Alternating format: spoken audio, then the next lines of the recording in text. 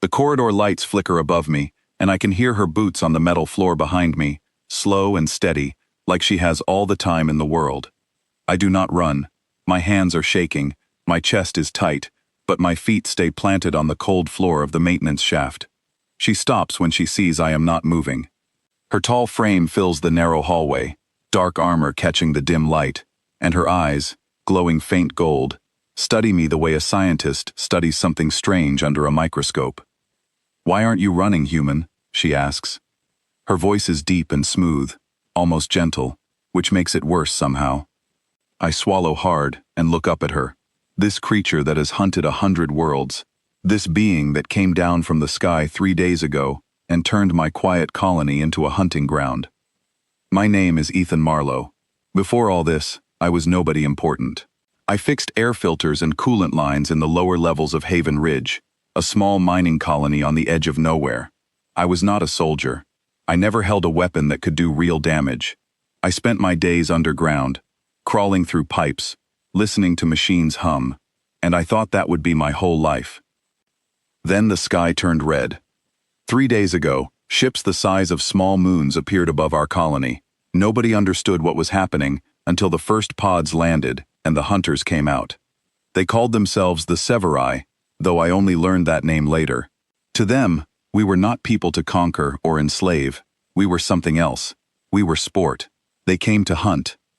I remember the first hours clearly, more clearly than I want to.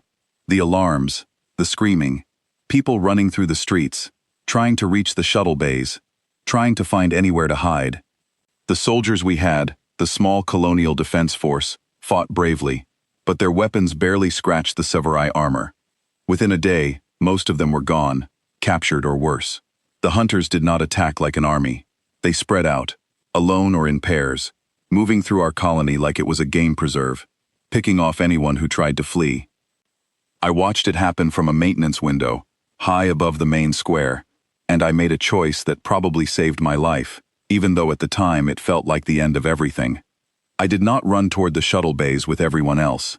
I went down, into the pipes, into the old mining tunnels beneath the colony, into the maze of service corridors that only a handful of us even knew existed. For 2 days, I moved through the underground network, listening to the sounds above me change from panic to silence. I found others down there too, other maintenance workers, a few families who had gotten lost trying to escape. We shared what food we had, we whispered instead of talked, and slowly, an idea started to form in my mind, something that felt insane at first, but the more I thought about it, the more it made sense. The Severi were hunters. Everything about them, their armor, their weapons, the way they moved, was built around the idea of the chase. They wanted prey that ran, that hid, that made mistakes out of fear. That was the game to them. But I had spent my whole life in these tunnels. I knew every valve, every pressure line, every weak point in the old mining equipment. If they wanted a hunt, I decided I would give them one on my terms, not theirs. It took me half a day to prepare the shaft where I am standing now. I rerouted a coolant line so it would flood the lower section with freezing gas if triggered. I loosened bolts on an old support beam so a section of ceiling would drop with the pull of a cable. I rigged an emergency door to seal instantly, trapping whoever stood in the wrong spot. None of it was much. None of it could kill something as strong as a Severi hunter outright. But it did not need to kill her. It only needed to slow her down, confuse her, take away the one thing she was counting on, which was control. Then I did the hardest part. I made myself visible. I walked into the open near the old ventilation hub, letting my footsteps echo, letting my breathing sound loud and afraid, which was not hard since I truly was afraid. Within an hour, she found me, just as I hoped she would. Now here we are, and she is asking me why I am not running. I could lie. I could say I was too tired, too scared to move, and let her believe I am just prey that has given up. But something in me decides to answer honestly instead, because I remember reading once that predators are drawn to fear, drawn to the chase, and if I take that away from her, if I give her something she has never heard from prey before, maybe I can throw her off balance. Because running does not work, I say. My voice comes out steadier than I expect. Running just makes you easier to catch. She tilts her head slightly, the gesture almost curious, almost human in its confusion. Every creature I have hunted runs, she says. Fear makes them run. It is instinct. Maybe on your worlds, I say. Not on mine. Not anymore. She takes a step closer, and I force myself to stay still, even though every nerve in my body is screaming at me to bolt. Explain, she says, and there is something in her voice now. Not amusement exactly, but interest. The kind of interest a hunter feels when the trail suddenly turns strange.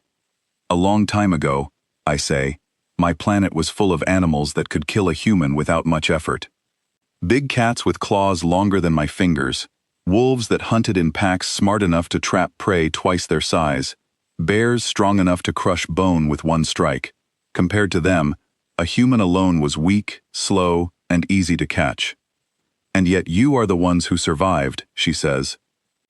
We did more than survive, I say. We changed the rules. We stopped thinking like prey. We stopped running in straight lines where a faster animal could chase us down. We started thinking like the hunter instead, studying patterns, setting traps, using the land against the predator instead of running from it.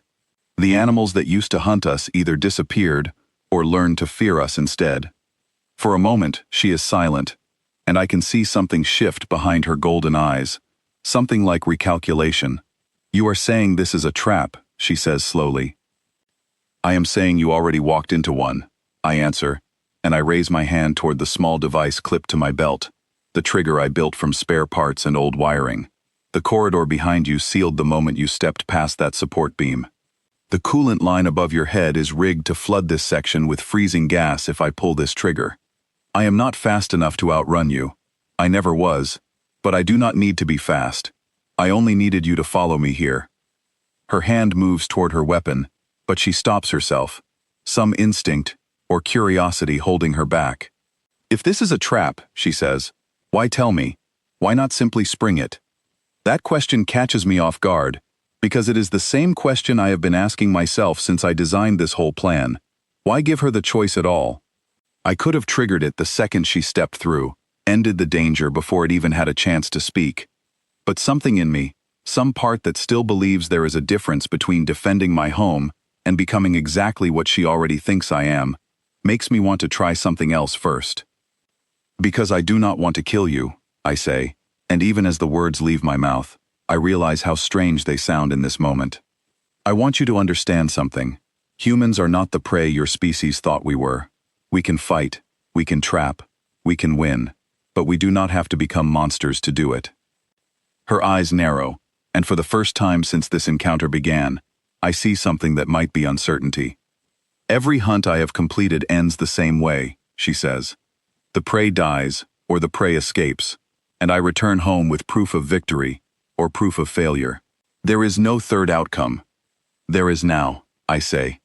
I keep my hand steady on the trigger, even though my heart is pounding so hard I can feel it in my throat. Here is what happens next. You lower your weapon completely and step back from that beam. I do not flood the corridor. Nobody gets hurt today. You leave this colony and you tell your people what you saw here. Tell them humans do not run.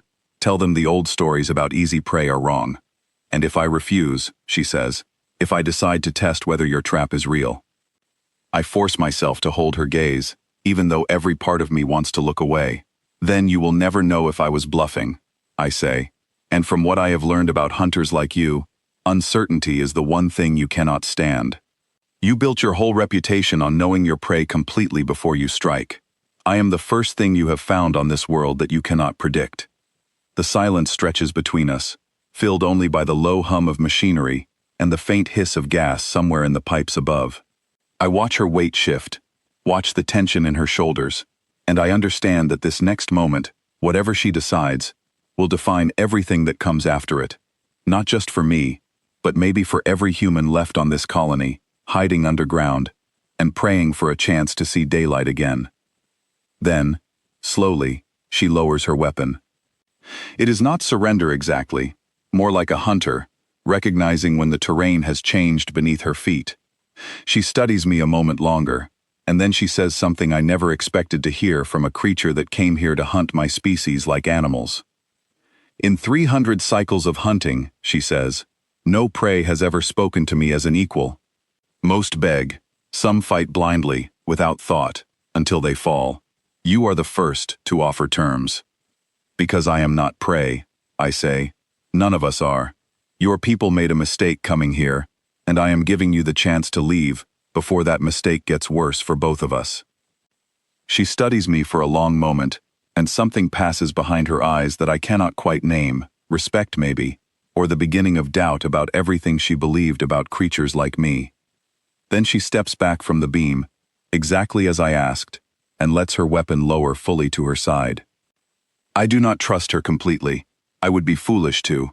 But I keep my hand near the trigger anyway, not moving to disable the trap just yet, because trust has to be earned in small steps, not given away all at once.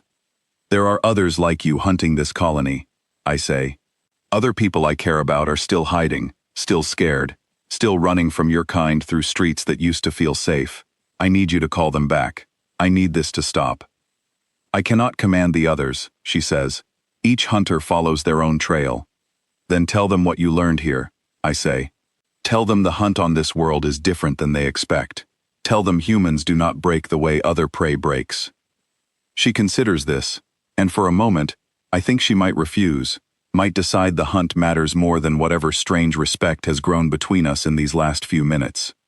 But then she reaches to a device on her wrist, something that glows faintly blue, and speaks into it in a language I do not understand, sharp and fast, full of sounds that feel more like music than words. When she finishes, she looks back at me. It is done, she says. The others will hear what happened here. Whether they choose to listen is not something I control. It is not everything I hoped for, but it is something, and something is more than I had an hour ago. There is one more thing, she says, and something in her voice shifts, becomes quieter, almost thoughtful. You said your kind changed the rules once, that you stopped being prey, and became something predators learned to fear. I want to understand how that happened. Not through force, through knowledge.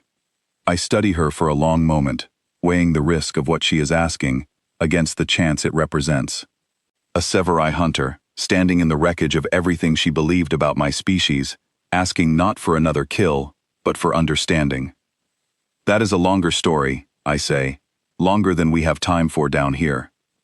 Then perhaps, she says, we begin somewhere safer to tell it. I do not lower the trigger fully, not yet, but I let my shoulders relax just slightly, enough to breathe, enough to believe that maybe this moment, this strange and impossible conversation in a flooded maintenance corridor beneath a dying colony, might be the beginning of something other than more bloodshed. Above us, somewhere in the ruined streets of Haven Ridge, other hunters are still moving through the wreckage, still searching for prey that runs. But word is spreading now, carried through whatever strange channels connect her people together, that this world is different, that these creatures called humans do not break the way the old stories promised. I think about the tunnels behind me, full of frightened families still waiting for a sign that it is safe to come out. I think about the soldiers who fell defending streets they could not hope to hold.